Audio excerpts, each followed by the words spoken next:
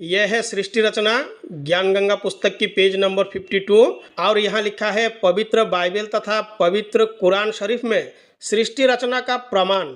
इसी का प्रमाण पवित्र बाइबल में तथा पवित्र कुरान शरीफ में भी है। कुरान शरीफ में पवित्र बाइबल का भी ज्ञान है। इसीलिए इन दोनों पवित्र सदग्रंथों ने मिलजुल कर प्रमाणित किया है कि कौन तथा कैसा है सृष्टि रचनहार तथा उसका वास्तविक नाम क्या है। तो रामपाल जी ने अपने आप को तत्वदर्शी घोषित करने के लिए भाई कुरान और बाइबल का भी सहारा लिया।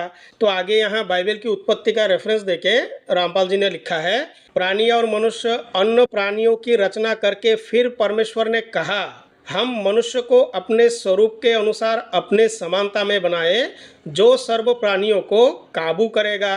तब परमेश्वर ने मनुष्य को अपने स्वरूप के अनुसार उत्पन्न किया। अपने ही स्वरूप के अनुसार परमेश्वर ने उसको उत्पन्न किया, नर और नारी करके मनुष्य की सृष्टि की। तो बाइबल का जो यहोवा परमेश्वर है, उन्होंने आदम को तो मिट्टी से बना दिया, परंतु आदम के पत्नी को कैसे बनाया? आदम की बाया पसली की एक टेढ़ी हड्डी से। तो इसी तरह से जो बाइबल के यहोवा परमेश्वर है ना, उन्होंने सृष्टि किया और रामपाल जी को लगा कि यही कबीर परमात्मा है। तो आगे यहाँ और लिखा है, प्रभु ने मनुष्य को खाने के लिए जितने बीज वाले पेड़ तथा जितने पेड़ में बीज वाले फल होते हैं वे भोजन के लिए प्रदान किया, मांस खाना नहीं कहा है।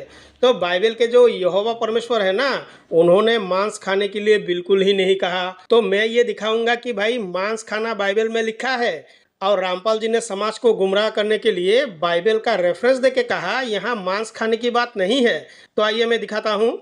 ये देखिए बाइबल की पुस्तक लेवे व्यवस्था और उसका अध्याय है 1।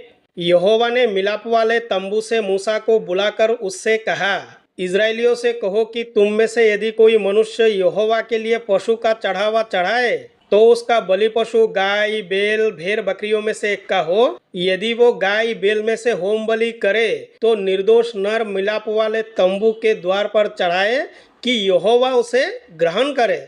तो रामपाल पंथियों जरा ये बताओ, तुम जो कहते हो कि ये काल की बातें हैं, भाई पूरी बाइबल से हमें ये दिखाओ कि यहाँ काल का वर्णन कहाँ है? कहाँ बाइबल में ऐसा लिखा हुआ है कि ये काल की बातें हैं? भाई ये तो बाइबल की जो यहोवा परमेश्वर है उनकी बातें हैं, क्योंकि पहली आयत में ही कहा है, यहोवा ने मिलाप वाले तंबू से मूसा को बुलाकर उससे कहा।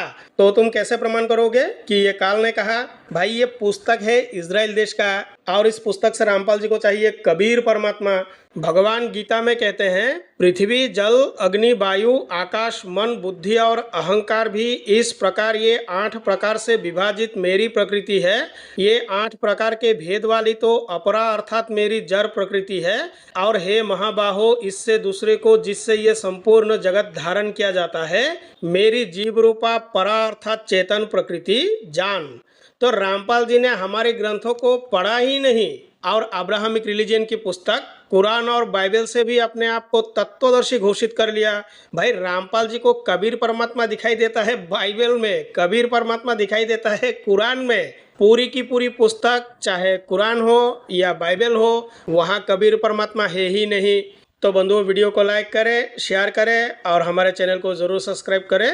मिलते हैं अगली वीडियो में। धन्यवाद।